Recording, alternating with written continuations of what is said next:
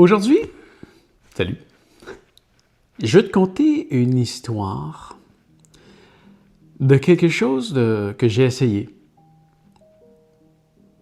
l'an passé, à peu près.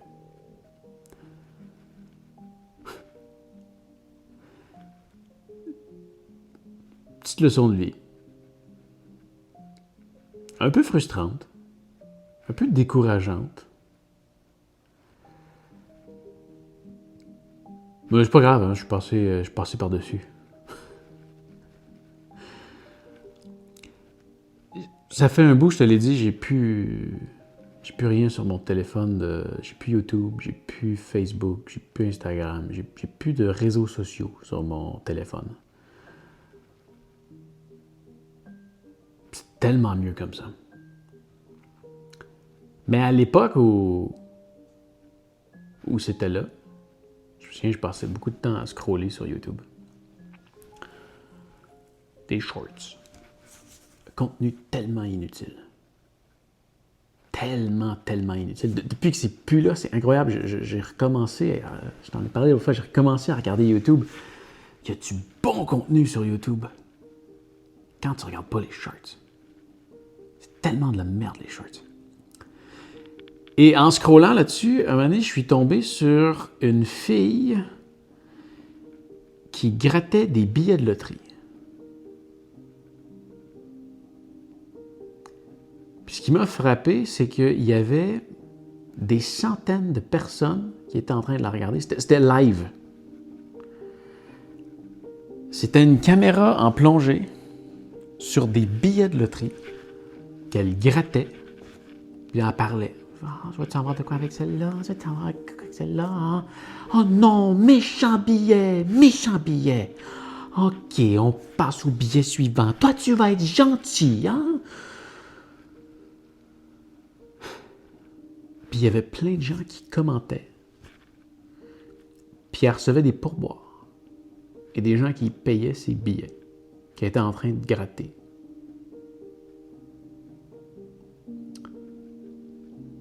Puis,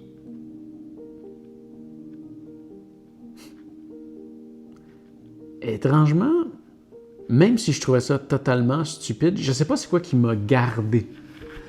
Est-ce que c'était le côté entrepreneur en moi qui voyait une opportunité d'affaires? Ou c'était le côté humain dans mon cerveau qui venait de sécréter une drogue de... Je sais pas comment elle s'appelle, la drogue. Mais le petit côté gambling sécrète un quelque chose dans le cerveau qui crée une anticipation, qui te donne envie de rester pour voir si elle va gagner quelque chose avec son nouveau gentil billet. Et j'ai fini par regarder ce short-là pendant quelques minutes, jusqu'à temps que mon téléphone me sorte mon avis que j'avais expiré mon temps en shorts, parce que j'avais mis ce contrôle-là pour m'aider à ne pas gaspiller trop de temps à regarder des shorts. Et quand ça l'a arrêté, j'avais envie de continuer de regarder. Heureusement, je n'ai pas continué de regarder.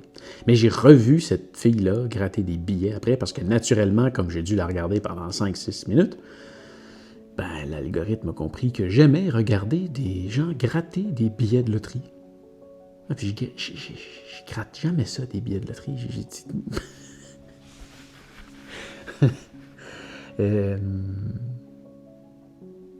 J'aime le poker. Je joue pas sur une base régulière. Ça fait longtemps que j'ai pas joué. Ça fait quelques années que j'ai pas joué. Mais il y a un temps où est-ce que je jouais avec mes amis. Je faisais des petits paris. J'avais parti avec $1, puis j'ai gagné comme plusieurs fois, puis j'ai transformé. À chaque fois que je gagnais, je gardais mes gains dans ma valise de poker. Puis ce montant-là, ce $1-là, au final, il a été converti en... me semble au-dessus de 200$, que finalement j'ai encaissé puis que j'ai dépensé au Japon. en 2014, ça fait longtemps. Puis j'ai joué quelques fois au casino. Ça, j'aime ça. Mais le poker, ça reste un jeu mental. C'est surtout un jeu mental de persuasion. Puis il y a quelque chose d'intéressant. Si t'es bon, tu peux gagner. Tu peux perdre aussi, mais tu peux gagner. Le billet de loterie, je trouve qu'il y a un truc totalement absurde, en fait, c'est que tu es sûr de perdre. Ça se peut que si tu achètes 2-3 billets, que tu gagnes. Mais sur le long terme, c'est sûr que tu perds. Sûr, c'est sûr. C'est contrôlé pour que l'entreprise qui fait les billets, dans ce cas-ci, au Québec, c'est l'Auto-Québec, c'est calculé qu'ils doivent faire un profit. Donc, oui, ils donnent de l'argent, mais ils en ramassent pas mal plus. Puis tu fais juste regarder les statistiques en arrière, tu fais le calcul, c'est évident que si tu achètes plein de billets de loterie, tu vas perdre. Mais j'ai avancé dans cette idée de partir une chaîne de loterie. Je me souviens même pas comment je l'ai appelé. Mais je me suis fait une chaîne de gratteux. Puis là, au début, j'ai dû acheter quelques gratteux. Puis j'ai continué à acheter des billets de loterie. Je mettais ma caméra en plongée. J'ai pas fait de live, je me suis pas rendu là. Puis là, le concept, je me suis dit, tant qu'à faire ça, parce que je trouve ça stupide d'encourager l'achat de billets de loterie ou d'alimenter cette envie-là de faire des billets de loterie. Mais j'avais envie de tester parce que je voyais que ça marchait. Et dans le processus créatif, faire un film, je t'ai déjà parlé que la création, c'est un fruit. Quand tu presses, à un moment donné, il n'y a plus de jus qui sort. Et parfois, j'ai besoin de me créer des jobs qui sont plus de l'exécution que de la réflexion, de la créativité. Et ça, je voyais ça comme une opportunité d'avoir une partie de mon temps de production qui était plutôt en exécution qu'en création, qui permet de remettre du jus dans le fruit de la création. Et je me suis dit, tant qu'à le faire, mon idée c'était d'en acheter en batch de 7 à 10, faire un tournage par semaine, puis publier une vidéo par jour. Je la publiais sous forme de vidéo et sous forme de shorts en mode accéléré.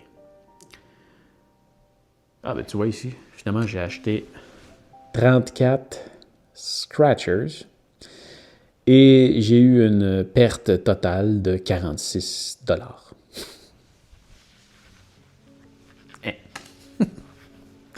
Donc à chaque fois que j'en grattais un, je mettais à jour ce montant-là. Je pense qu'il est déjà monté à peu près à plus 20 $. Mais au final, ça fait que perdre. Ce qui prouve le point. Mais oui, au début, j'étais en gain.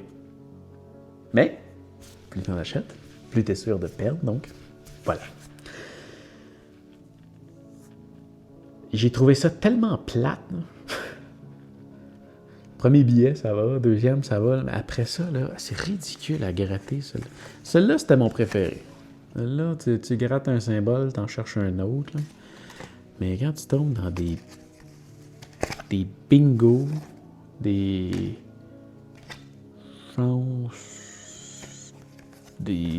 qu'est-ce qui était des mots cachés.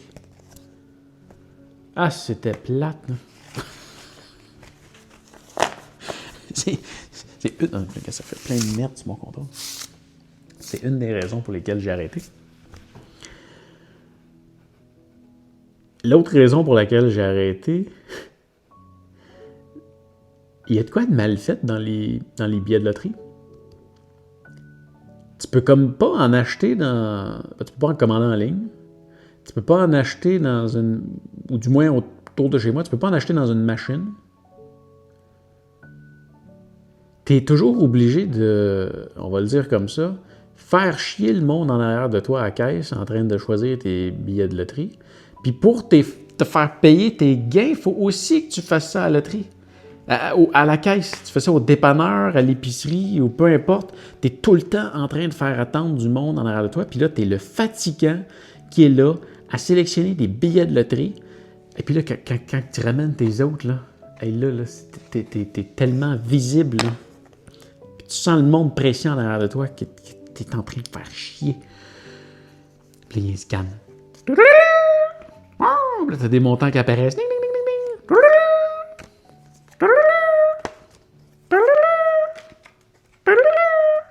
Puis après ça, tu choisis tes autres. C'est interminable! Ça m'a écœuré, pour de vrai. Ça m'est arrivé 2 fois. Je pense que j'en ai acheté 3 fois, mais il y a 2 fois que j'étais gêné. Ça, je pense que ça a été un des gros points qui a fait que je me suis dit ça ira pas plus loin.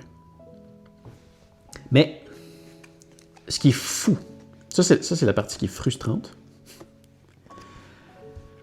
34 scratchers, c'est ça qui est marqué ici. Donc j'ai fait 34 vidéos. Et... Attends, je vais aller voir. Ça fait longtemps que j'ai pas été là-dedans, puis je suis totalement en train d'improviser cette vidéo-là, fait que je me souviens pas. Ce que je me souviens qui était frustrant, c'est que ces vidéos-là, ils sortaient en même temps que mes vidéos d'Islande. Et malgré le fait que c'était une nouvelle chaîne, qui est partie à 0 abonnés, qui est montée jusqu'à... C'était à 23, mais il me semble que c'était plus haut que ça. Il y a dû avoir une trentaine d'abonnés sur la chaîne. Avec 34 vidéos. Fait que presque un abonné par vidéo.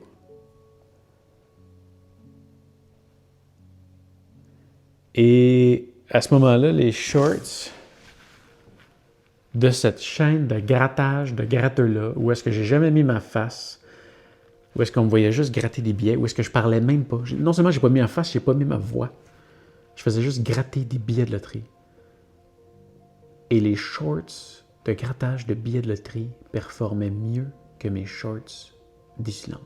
Où est-ce que je me suis déplacé là-bas? Où est-ce que j'ai filmé? Que j'ai fait voler un drone, que j'ai fait des super beaux plans, que j'ai bien retravaillé en revenant, que j'ai mis de la musique par-dessus, que tout est recherché. Et gratter des billets de loterie, c'était plus performant que mes vidéos d'Islande.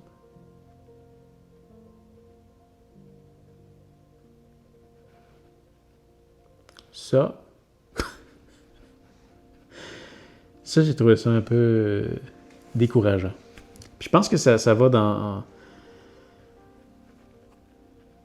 le fait que la short, c'est hypnotisante. Ça entraîne de quoi dans ton cerveau à vouloir regarder ces merdes-là, alors que c'est totalement pas intéressant. Puis je l'ai partagé avec un ami. Ça. J'ai envoyé une de mes vidéos, puis tu vois, il a fait cet effet-là. J'ai envoyé, il m'a dit, mais non, c'est non ben niaiseux. Puis finalement, il l'a écouté jusqu'à la fin. C'est ça qu'il me dit vers le 3/4. Il dit, mais non, je suis en train de l'écouter, là. Je suis absorbé. C'est spécial. C'est spécial. Mais au final, ce que je me dis, c'est que ben ça, j'aimais pas ça, faire ça. Ça m'a donné absolument aucun sentiment de fierté, faire ça. J'ai de quoi, c'est même l'inverse. Fait que j'ai arrêté d'en faire.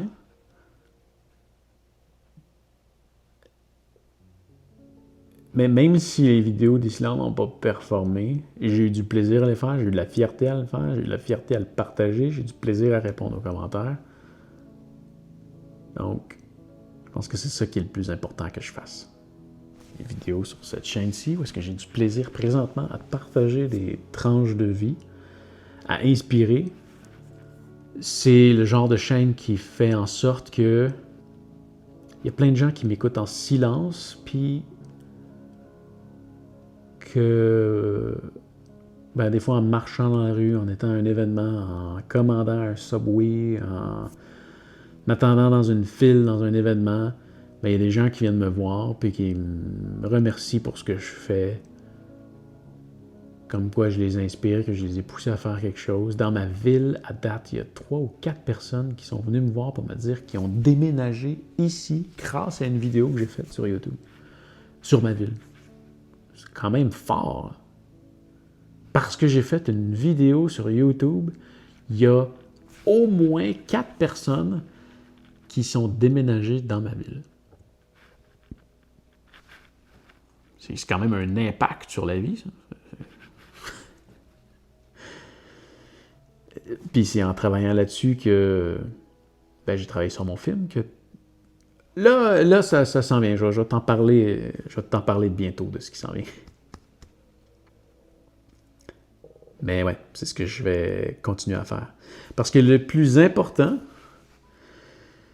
c'est pas de faire un produit qui